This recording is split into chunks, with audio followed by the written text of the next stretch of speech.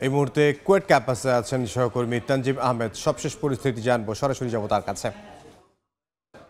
দাবি আর যে আলটিমেটামের সময়, এই সময়সীমার মধ্যে দাবি না মানাতে শিক্ষার্থীরা বলছেন নতুন করে বিশ্ববিদ্যালয়ের যে উপাচার্য রয়েছেন, উপ উপাচার্য রয়েছেন এবং ছাত্র বিষয়ক পরিচালক তাদেরকে বর্জন করেছেন সাধারণ শিক্ষার্থীরা। তারা বলছেন যে যারা দায়িত্বে ছিলেন তাদেরকে তারা আর মানেন না, যেহেতু তাদের কোনো দাবি পূরণ হয়নি এবং এর ফলে তারা এই ক্যাম্পাসে ত্যাগ করবেন না, ক্যাম্পাসে রয়েছেন। একই সাথে কিন্তু বিশ্ববিদ্যালয়ের সিন্ডিকেট সভা, সেখান থেকে জানানো হয়েছিল 28 তারিখ পর্যন্ত চলতি মাসের শিক্ষা কার্যক্রম যে বিশ্ববিদ্যালয় সেটি স্থগিত করা হয়েছে, বন্ধ থাকবে। তবে শিক্ষার্থীরা সেই সিদ্ধান্ত মানেনি। তারা বলছেন তারা আগেই ক্লাস পরীক্ষা বর্জন করেছেন এবং সেই কারণে কিন্তু তারা 1টা 20-এর দিকে দুপুর বিশ্ববিদ্যালয়ের যে একাডেমিক ভবন, প্রশাসনিক ভবন সহ প্রত্যেকটি ভবনে তালা ঝুলিয়ে দেন এবং শিক্ষা কার্যক্রম তারা বলেছেন আপাতত তারা যতদিন সমস্যা সমাধান হয় কোনো ক্লাস পরীক্ষায় তারা বসবেন না।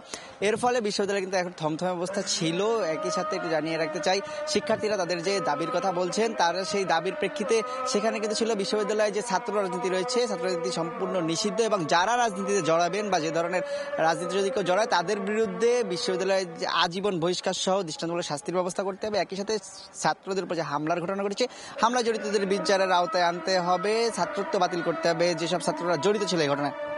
একই সাথে শিক্ষার্থীরা আরও বলছেন তাদের যে পদত্যাগ সহ বিভিন্ন দাবি ছিল, বিশ্ববিদ্যালয়ের অর্ডিন্যান্স বদলের দাবি, এই বিভিন্ন দাবির প্রেক্ষিতে তাদের দাবি পূরণ না হওয়াতে তারা এই ঘোষণা দিয়েছেন। বলেছেন যে যতক্ষণ পর্যন্ত বিশ্ববিদ্যালয় তারা আজকে রাতে প্রধান উপদেষ্টা, স্বরাষ্ট্র উপদেষ্টা, শিক্ষা উপদেষ্টা বরাবর আবেদন করবেন যেন কুয়েটে নতুন উপাচার্য, উপ উপাচার্য এবং ছাত্র বিষয়ক পরিচালক নিয়োগদের বিষয়ে সরকার সিদ্ধান্ত নেয় এবং তার ফলে কিন্তু তারা নতুন উপাচার্য আসলেই তারা আসলে কার্যক্রম, তারা বিশ্ববিদ্যালয় স্বাভাবিক যে লেখাপড়া সেই লেখাপড়ার কার্যক্রমে তারা ফিরবেন, অথবা তারা কিন্তু আসলে ফিরবেন না বলছেন। তারা একই সাথে বলছেন উপাচার্যদের যারা বর্তমান কমিটির প্রশাসন রয়েছে তাদের প্রতি তাদের আসলে কোনো এখন দাবি বা কোনো ধরনের কথা তাদের সাথে নেই। কিন্তু আমরা আসলে বিকেল 5টার দিকে দেখেছি বিশ্ববিদ্যালয়ের যিনি উপাচার্য ছিলেন তিনি এই যে মেডিকেল সেন্টারটি সেখানে গতকাল সন্ধ্যা থেকে আসলে এক কথা অবরুদ্ধের অবস্থায় ছিলেন। সেখান থেকে তারা আসলে তিনি নিজ গাড়িতে করে বাসভবনে ফিরেছেন, উপাচার্য চলে গেছেন। তিনি যাওয়ার আগে আসলে বলছেন শিক্ষার্থীদের 4টি দাবি মেনে নেওয়া হয়েছে